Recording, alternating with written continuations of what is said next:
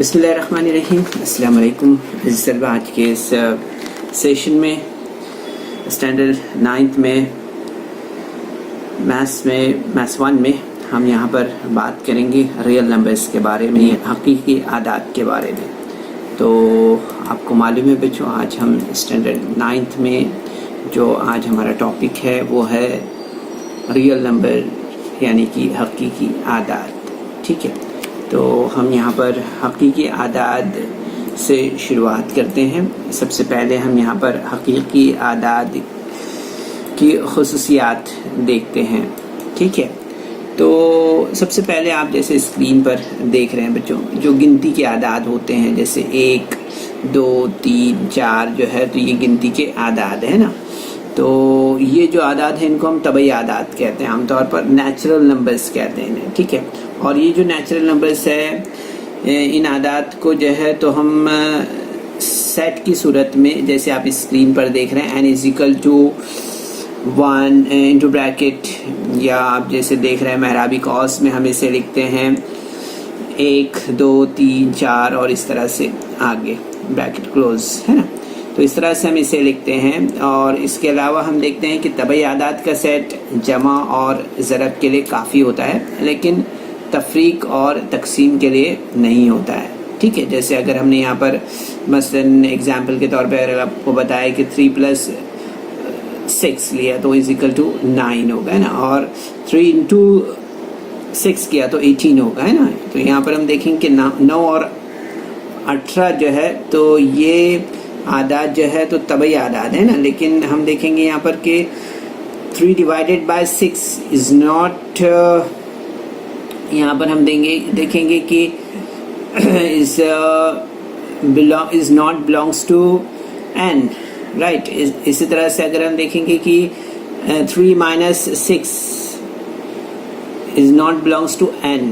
ठीक है, तो ये बात हमें यहाँ पर याद रखना है। ठीक है, तो तबई आदाद के सेट में हम इसके बाद देखेंगे तबई आदाद जो स्क्रीन पर आप देख रहे हैं। तबई आदाद को जाहिर करने के लिए हम यहाँ पर W का इस्तेमाल करते हैं, होल नंबर्स जिसे कहते हैं। ठीक है, तो होल नंबर्स जो है तो होल नंबर्स में हम देखते हैं जैसे स्क्रीन पर नज़र आ रहे हैं आपको यहाँ पर। तो यहाँ पर देखेंगे आपकी महराबी कॉस 0, 1, 2, 3 इस तरह से है ना, ब्रैकेट क्लोज। तो हम देखते हैं कि तबई आदाद सिफर और तमाम तबई आदाद के मुतज़ाद आदाद के सेट को हम जो है तो सही आदाद का सेट कहते हैं।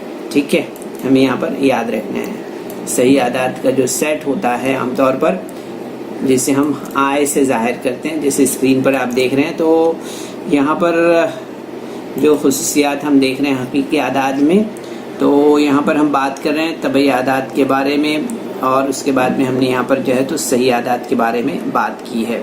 ठीक है, तो जो बात हम यहाँ पर अभी आपको बता रहे हैं इंटीजर्स के बारे में यानी सही आदाद के बारे में, तो आप स्क्रीन पर देख रहे हैं यहाँ पर I = इंटू ब्रैकेट आप देखेंगे यहाँ पर 0, 1, 2, 3 और left hand side to the 0, -1, -2, -3 इसी तरह से है ना। तो हम देखते हैं कि इस तरह से हम जो है तो सही आदाद के सेट को देखते हैं। ठीक है, अब इसके बाद हम बच्चों यहाँ पर बात करेंगे नातिक आदाद के बारे में।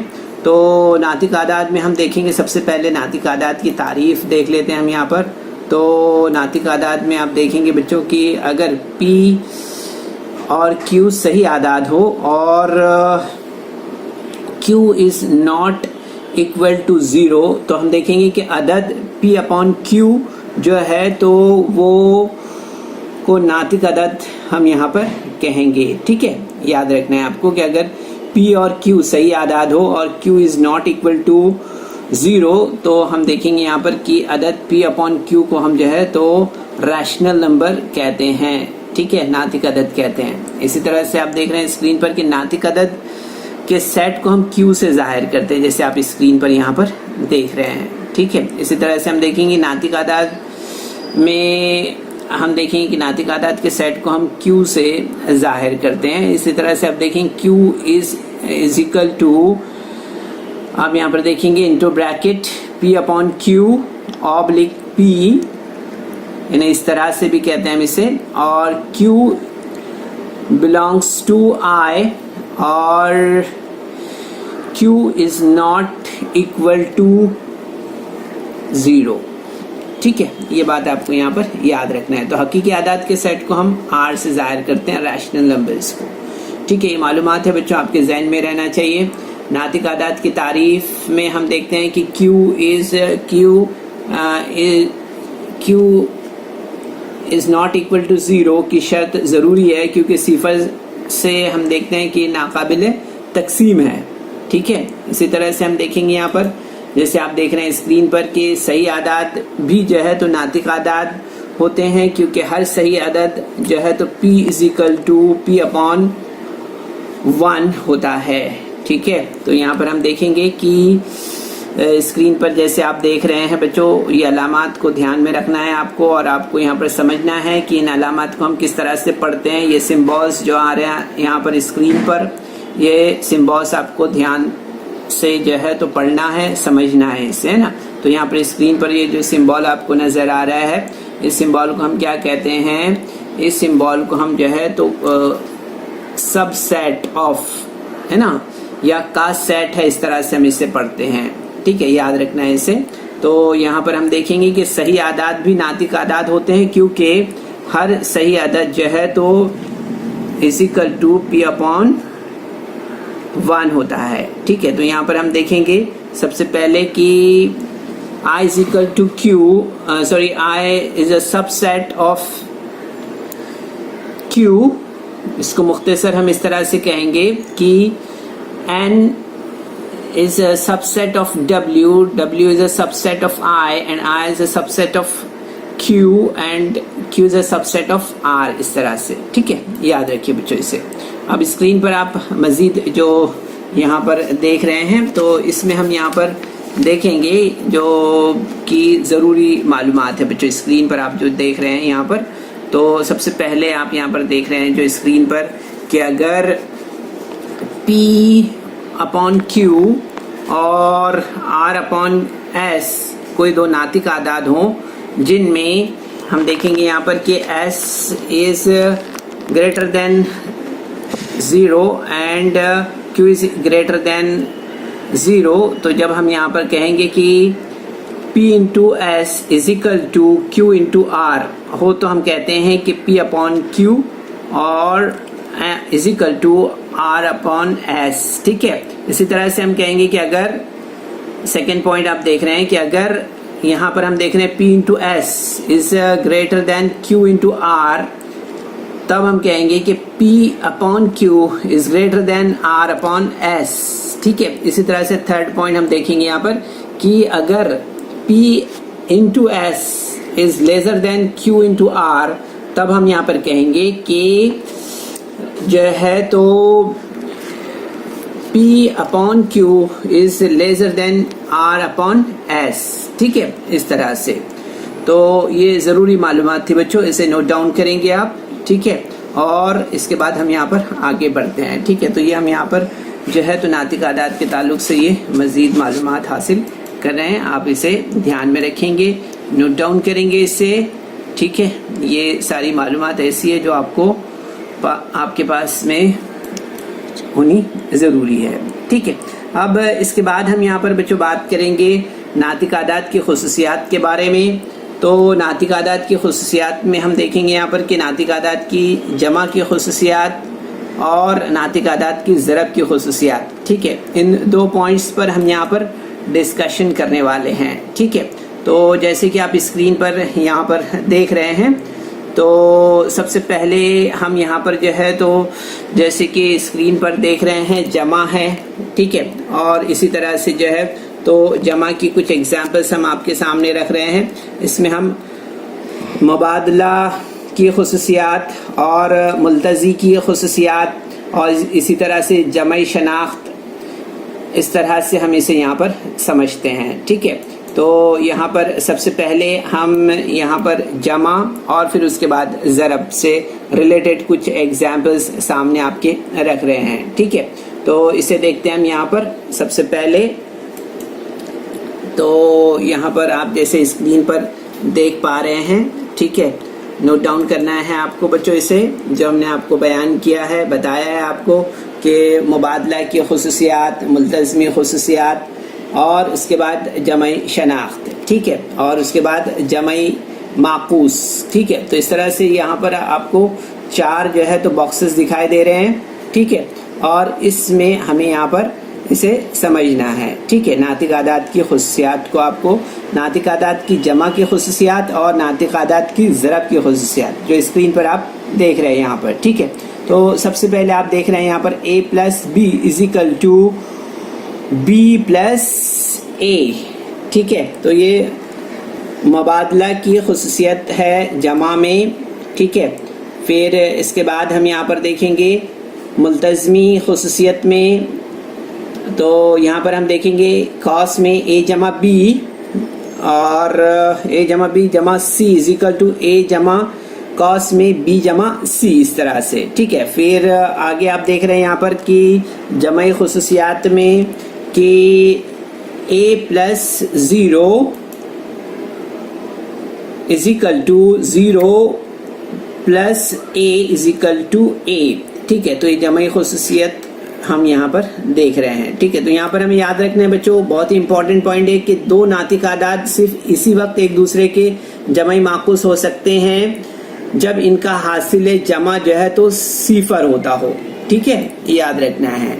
अब इसके बाद हम यहाँ पर नातिक आदाद की ज़रब की खुसूसियत के बारे में बात कर रहे हैं। तो यहाँ पर आप स्क्रीन पर जैसे देख रहे हैं, सबसे पहले हम मुबादला की खुसूसियत के बारे में बात करेंगे, तो a into b is equal to b into a, ठीक है। इसी तरह से मुल्तज़मी खुसूसियत के बारे में हम देखेंगे यहाँ पर, जो स्क्रीन पर आप देख रहे हैं कि a कॉस में a into B bracket close into c is equal to a into B into bracket b into c bracket close, ठीक है। तो यहाँ पर हम देखेंगे मुल्तज़मी खुसूसियत।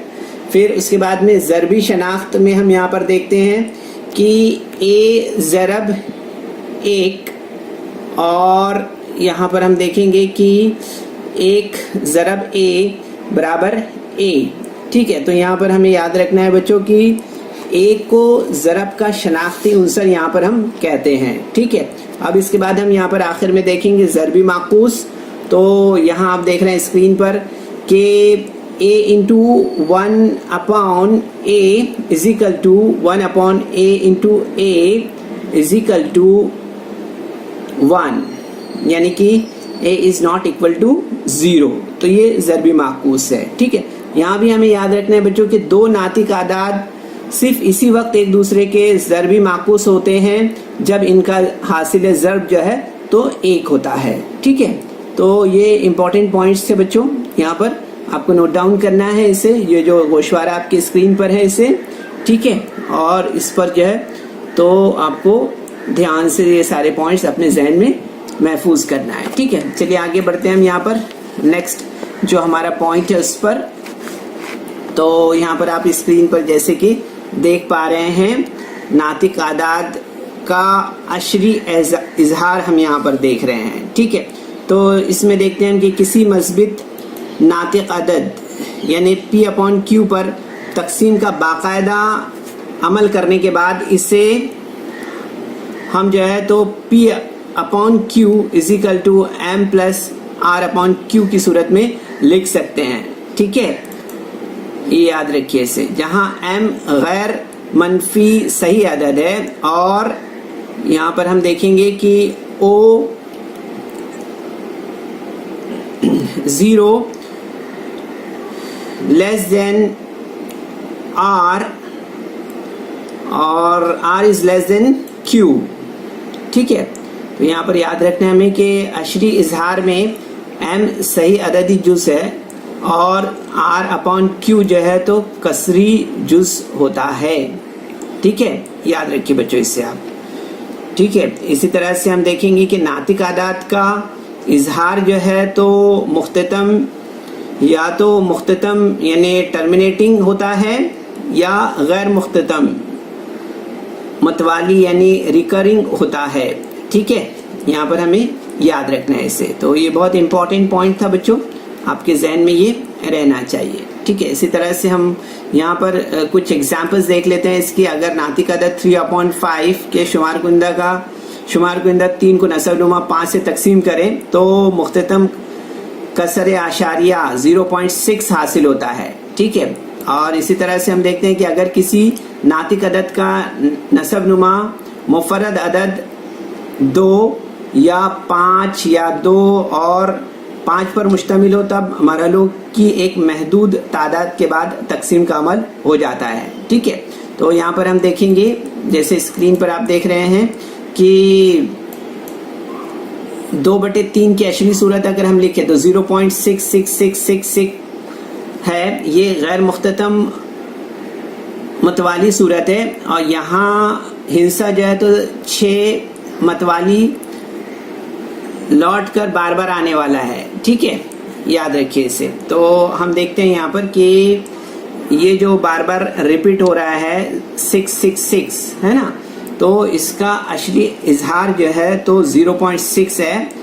हाँ, ठीक है, याद रखिए। और इसी तरह से अगर हम देखेंगे यहाँ पर कि जैसे कि आप स्क्रीन पर देख रहे हैं, इसी तरह से 3/7 अगर हम देख रहे हैं, ठीक है, तो उसमें भी हम देखेंगे कि इसकी अशरी सूरत जो है तो हमें किस तरह से मिलेगी। ठीक है, हम आगे बढ़ते हैं। यहाँ पर स्क्रीन पर जैसे कि आप देख रहे हैं, ये मालूमात आपको जहन में अपने महफूज रखना है। ठीक है, यहाँ से सारी मालूमात आप अपने पास नोट डाउन करके रखेंगे बच्चों। ठीक है, स्क्रीन पर आप स्क्रीनशॉट ले लेंगे और उसके बाद ये सारी मालूमात अपने पास नोट डाउन करके रखेंगे। ठीक है, तो एक आखिर में हम ये क्वेश्चन ले लेते हैं। इस एक्सरसाइज का वक्त हमारे पास कम है, इसलिए देखते हैं हम यहाँ पर क्वेश्चन जो दिया हुआ है, यहाँ पर वो क्वेश्चन हम ले लेते हैं। दिया हुआ है कि 10 ज़ैल में से कौन से नातिक आदाद की अशरी कसर की सूरत मुख्ततम है और कौन सी अदद की अशरी कसर की सूरत गैर मुख्ततम मतवाली है।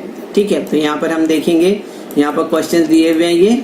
ठीक है, तो इसमें हम देखेंगे कि 13/5 है, 29/16 है और 17/125 है। ये मुख्ततम अशरी कसरे हैं। ठीक है, क्योंकि इनके नसबनुमा मुफरद अज्जा ज़रबी जो है तो 2 या 5 है। ठीक है, इसी तरह से हम देखेंगे कि 11/6 और 2/11 जो है तो ये गैर मुख्ततम। तो बच्चों, इस वीडियो को लाइक करें, सब्सक्राइब करें और इस तरह के मज़ीद वीडियो मिलेंगे आपको। तो इसके लिए आपको नीचे जो बेल आइकॉन है उसको दबाना है। तो बच्चों, हमने इस सेशन में जो कुछ भी मालूमात हासिल की है, उम्मीद है आपने इसे समझा होगा। इस सेशन के बाद जो भी बकाया सवालात इस एक्सरसाइज में बाकी है उसे आपको अपने तौर पे हल करना है। कोशिश कीजिए। अस्सलाम वालेकुम।